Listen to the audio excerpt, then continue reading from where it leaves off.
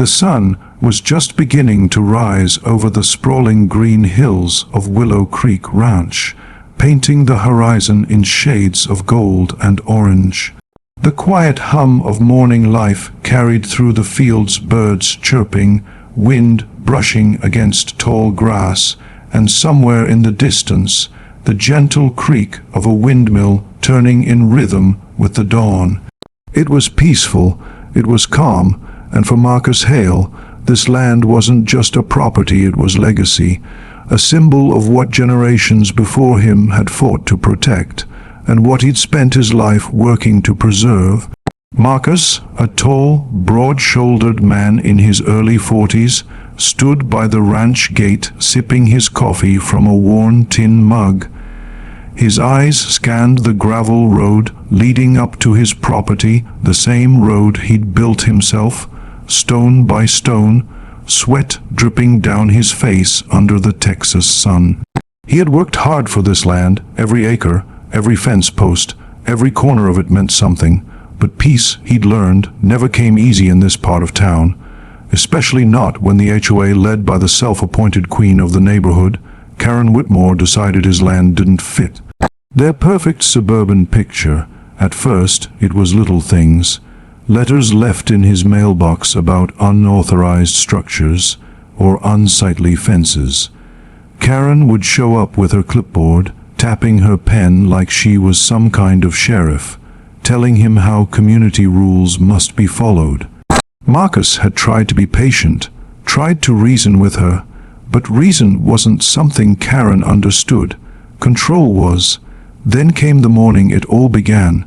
Marcus had just returned from feeding the horses when he heard the sound, the low growl of an engine and the crunch of gravel. He turned toward the gate just in time to see a silver SUV barreling straight through it. The wooden post splintered as the vehicle forced its way inside his property, the driver's face hidden behind oversized sunglasses.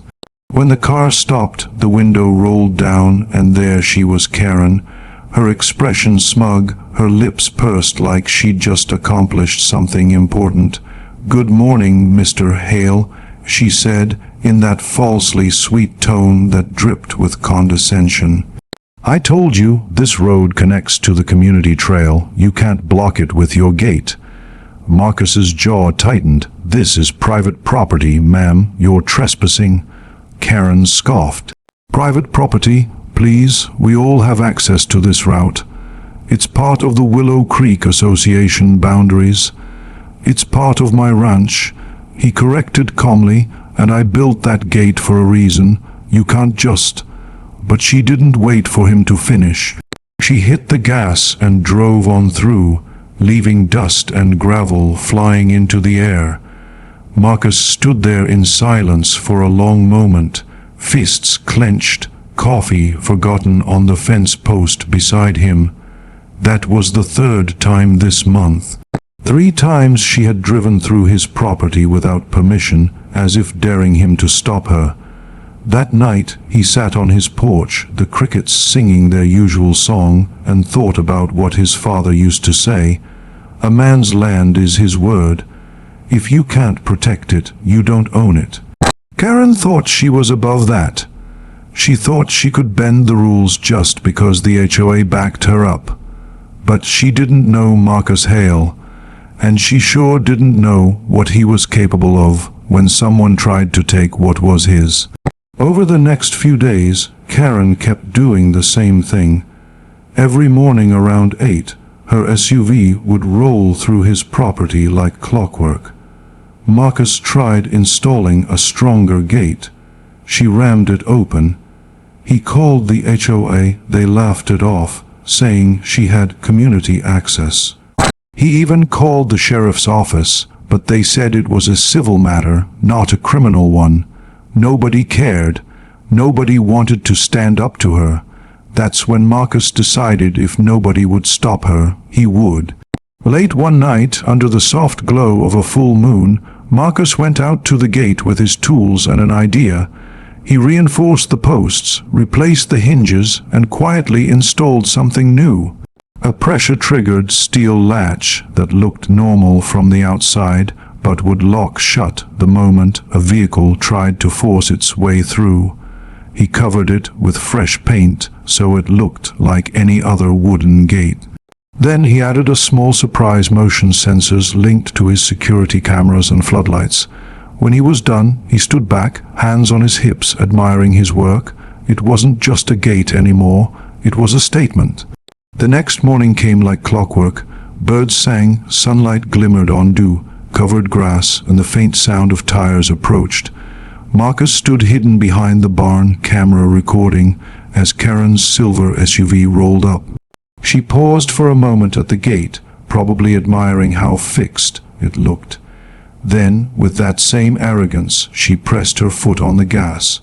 The crash came first, a sharp, metallic crack.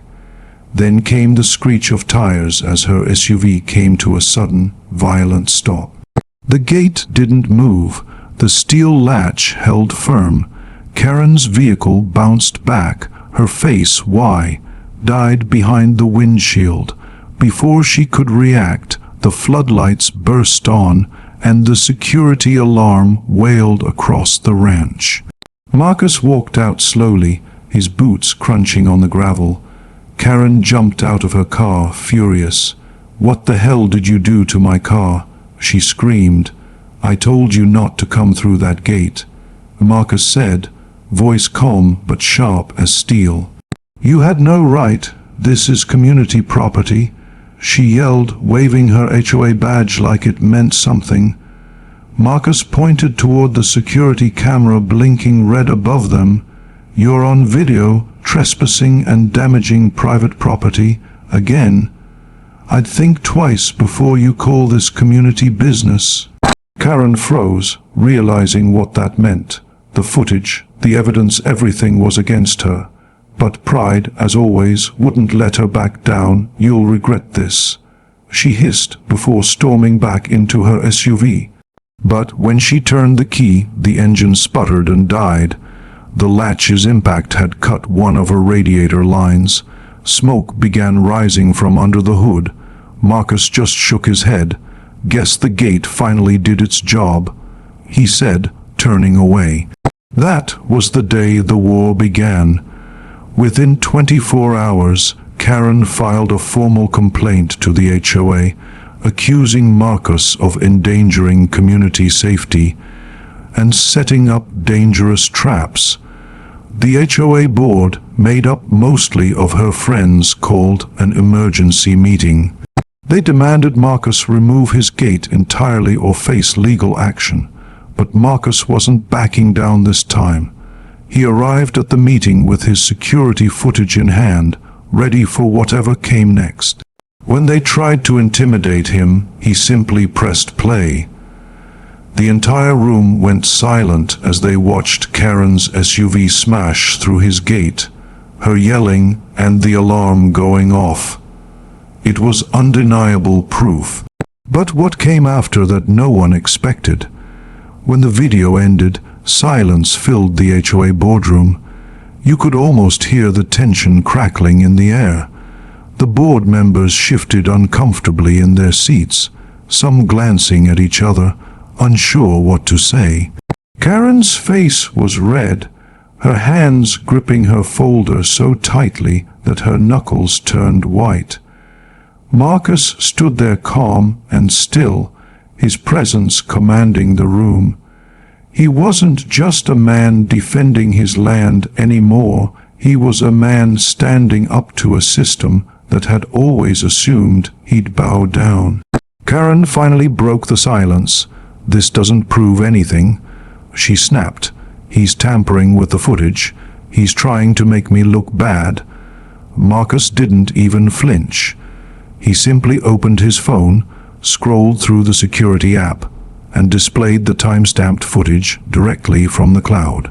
"Would you like to explain how my cameras recorded you at 8:04 a.m. breaking through my gate for the 4th time this month?" His voice was steady, measured, but the calm in it carried power, the kind that made everyone listen. The board chair, a balding man named Harold Green, cleared his throat awkwardly. "Mrs. Whitmore, this," This doesn't look good." Karen turned on him immediately. "Harold, you know the bylaws. Section 4B states that community roads—" Harold interrupted softly. "That's the thing, Karen. His ranch predates the HOA by nearly 40 years. It's not part of the community zoning." Her expression faltered. "That's impossible," she muttered. Marcus set down a thick binder on the table. "Deeds, titles, and zoning maps," he said. "You can check them yourself. This land belongs to the Hale family, always has, always will." The room fell into another uneasy silence. Everyone knew what this meant. The HOA had been overstepping its boundaries for months, trying to exert control where it had none, and the woman who led it all was now exposed in front of everyone. Karen stood up, trying to regain her composure. "This meeting is adjourned," she said sharply, gathering her things. "We'll handle this legally." But Marcus wasn't done. "You already did," he said quietly. "I filed a police report this morning for property damage, trespassing, and harassment." Karen froze mid-step. The color drained from her face. The next few days turned Willow Creek into a storm. Rumors spread fast, whispers about how the HOA leader had been caught on camera trespassing, how she might face charges, how Marcus Hale had finally stood his ground. Some people supported him. Others, mostly Karen's allies, painted him as the villain, a man causing trouble for the peaceful community. But Marcus didn't care about gossip. He cared about respect and about justice. He kept to himself, focusing on his ranch, fixing fences, feeding his horses, and watching the sun go down each evening. But he knew Karen wasn't done. He could feel it, that cold wind before the storm. One evening, as Marcus was walking back from the stables, he noticed something strange. His mailbox was gone. Just gone. The post was snapped clean off. He walked further down the dirt road and saw tire marks, deep, fresh ones, cutting across his field. And near the gate, the same one she had rammed, there was a new sign nailed to the fence. Community easement. Access granted by HOA ordinance. Marcus's eyes narrowed. He took a photo of it immediately. She was getting desperate. Later that night, a knock came on his door. He opened it to find Sheriff Dempsey standing on the porch. The man looked uncomfortable. "Evenin', Marcus," he said. "Got a report about a threat made to a resident. Mind if I come in?" Marcus let out a slow breath, gesturing for him to step inside. "Let me guess, Karen." The sheriff rubbed the back of his neck. "You know how it goes. She claims you've been setting traps that could have hurt someone." Marcus handed him his phone. "Here, security footage. She rammed my gate again. My traps don't hurt people, they stop trespassers." The sheriff nodded, scrolling through the video. "Yeah, I figured as much, but she's filing complaints fast, trying to get the county involved. She's saying your land is part of the community layout." Marcus leaned against the counter. "Then let her bring every lawyer she's got. I've got proof." The sheriff sighed. "I know, just watch your back, all right? That woman's got connections, and she doesn't like losing." When the sheriff left, Marcus stood by the window for a long time, looking out into the night. The moon was high, casting silver light across the fields. He could hear the faint hoot of an owl somewhere near the woods, but beneath that quiet there was something else, the faint sound of an engine idling in the distance. He grabbed his flashlight and stepped outside. The night air was cool, sharp. He scanned the fields and saw headlights flicker for just a moment before disappearing. Someone had been there, watching. The next morning, he woke to find the gate wide open. Not broken, unlocked. His security system had been tampered with, and right in the middle of his driveway was a small white envelope. Inside, a note written in neat cursive. "You think you can embarrass me and get away with it? This isn't over." No signature. But he didn't need one. He knew that handwriting Marcus exhaled slowly, a chill running down his spine. Karen was crossing a line. By the end of that week, she had convinced several HOA members to start petitioning the county for road access. She framed it as a community improvement project. But everyone knew the truth: it was revenge. She wanted to force him to tear down his fences, to open his private land to everyone, just to prove a point. But Marcus had a plan of his own. He contacted an old friend, Naomi Carter, a local attorney known for handling property rights cases. Naomi had grown up near Willow Creek, and she knew the kind of politics that ran through the HOA system. When Marcus explained everything, she just nodded. "They're trying to bully you out of your own land," she said. "But we're going to turn that gate into their biggest mistake." Together, they gathered records, camera footage, witness statements, even old county maps showing the ranch boundaries long before the HOA was formed. Naomi filed a counterclaim, not just for harassment, but for attempted property seizure through fraudulent HOA actions. The shockwave was immediate. The same HOA that had been laughing at Marcus a week earlier was now scrambling for legal counsel. The board meetings turned tense, quiet, nervous. Karen stopped smiling. Still, she wouldn't back down. One afternoon, as Marcus was loading hay into the barn, Karen's SUV pulled up again, slow this time, deliberate. She stepped out, wearing a white blouse, sunglasses, and that same arrogant smirk. "I just wanted to say," she began, "you can hide behind your lawyers all you want, but you can't stop progress." Marcus wiped his hands on a rag. "Progress doesn't mean stealing what isn't yours. You think you're the victim here?" She laughed coldly. "You're standing in the way of community development. You're the problem." He stepped closer, voice low. "No, ma'am. The problem is people who think power gives them permission." Her smile faded. For the first time, she had nothing to say. She turned, slammed her door, and sped off her tires, spitting gravel as she went. Marcus stood there, watching the dust trail fade into the distance. Something told him this wasn't over, and he was right, because that night everything changed. The wind came in restless waves, carrying the scent of rain and the faint rumble of thunder across the open sky. Marcus had spent most of the evening in the barn, mending a fence post that had come loose during the afternoon storm. The air felt heavy, charged, like the earth itself was holding its breath. When he finally locked up and started walking toward the house, lightning flashed in the distance, bright, electric veins stretching across the horizon. As he reached the porch, something caught his eye, a flicker of light near the front gate. At first, he thought it was just the reflection of the storm, but then he saw it again, steady this time, headlights, someone was there. Marcus's instincts sharpened immediately. He moved quietly to the porch railing, peering through the rain. A silver SUV sat idling near the gate, its engine humming low. Even through the curtain of drizzle, he could make out the license plate Karen's. He shook his head in disbelief. Not again.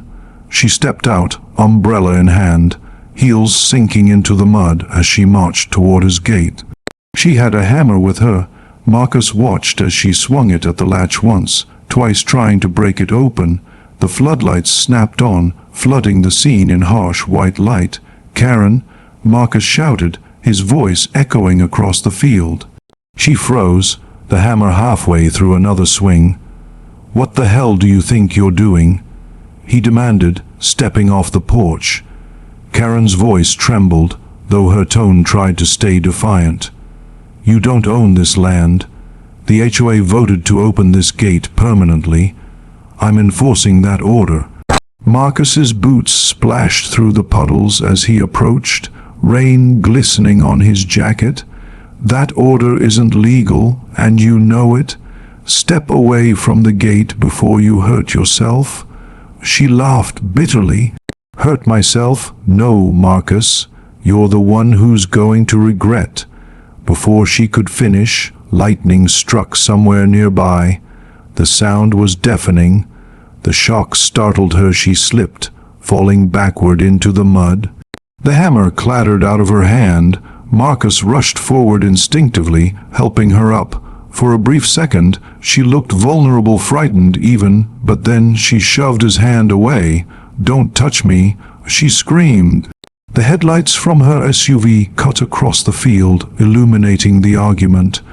Just then, another car pulled up, the sheriff's cruiser. Sheriff Dempsey stepped out, raincoat dripping. "All right, what's going on here?" he called. Karen wasted no time. "He attacked me," she shouted. "He tried to lock me out of community property. He's been harassing me." Marcus stared at her, stunned. "Are you serious right now? Save it," she snapped, turning toward the sheriff. "You saw the traps. You saw the gate. He's a threat to this neighborhood." But Sheriff Dempsey wasn't new to her games.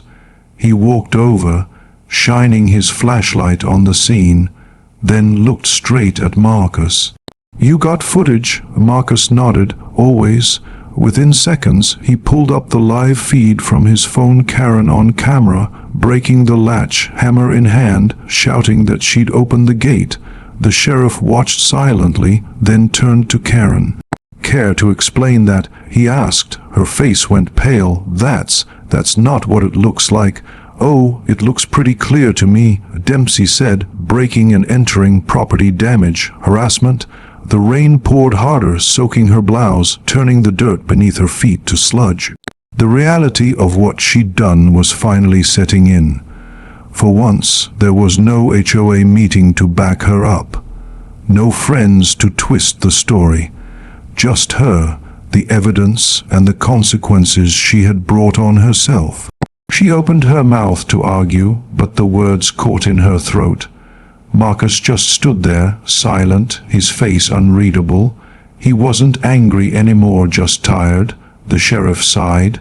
"Mrs. Whitmore, I'm going to have to ask you to come with me." Karen gasped. "What? You can't arrest me. I'm the HOA president." Dempsey gave a small, humorless chuckle. "Not tonight, you're not." He guided her toward the cruiser as she screamed threats about lawyers and lawsuits, and how she'd make them all pay. But even through the chaos, Marcus noticed something. She wasn't shouting because she was brave. She was shouting because she was scared. When they finally drove off, the red and blue lights faded into the storm. Marcus stood alone by the gate, rain dripping from his hat, the wind cutting across the fields. For the first time in months, it felt quiet. The next morning, the news spread faster than the rain clouds had cleared. Karen Whitmore, president of the Willow Creek HOA, arrested for trespassing and property vandalism. The footage had gone viral on local social media, a symbol of how far HOA power could be abused and how one man stood his ground. Within days, the county revoked the HOA authority over his ranch boundary. Her allies resigned. The board dissolved under public pressure. Marcus had won not just legally, but morally. Yet victory didn't make him smug. He didn't celebrate. He didn't post anything online. He simply rebuilt the gate one last time, stronger, simpler, quieter. Then he hung a small metal sign in the center that read, "Respect boundaries, they protect more than land." Weeks passed. The ranch went back to peace. The horses roamed the pastures freely, and the sound of laughter returned as Marcus's nephews visited on weekends. The locals who once avoided his property now stopped by with friendly waves and homemade pie, apologizing for not speaking up sooner. Even Sheriff Dempsey dropped in one afternoon, leaning on his truck as he smiled. "Heard the HOA new president sent you a thank you note," he said. Marcus chuckled softly. "Yeah. She said the meeting minutes will include a lesson on property ethics." "Guess that's progress." The sheriff nodded. You handled it right, Marcus. Some folks fight with anger. You fought with patience and proof. That night, as the sun dipped low behind the hills, Marcus sat on his porch, the air warm and still. He watched the horizon glow pink and gold, the same way it had that first morning when it all began. He thought about his father again, about the old saying that had echoed through generations of the Hale family. A man's land is his word. He smiled faintly. And my word still stands, he whispered to himself. But even as peace settled in, Marcus knew one truth would always remain. There would always be people like Karen in the world. People who mistook power for permission. Yet there would also always be people like him who stood quietly, firmly, and with dignity when that power went too far.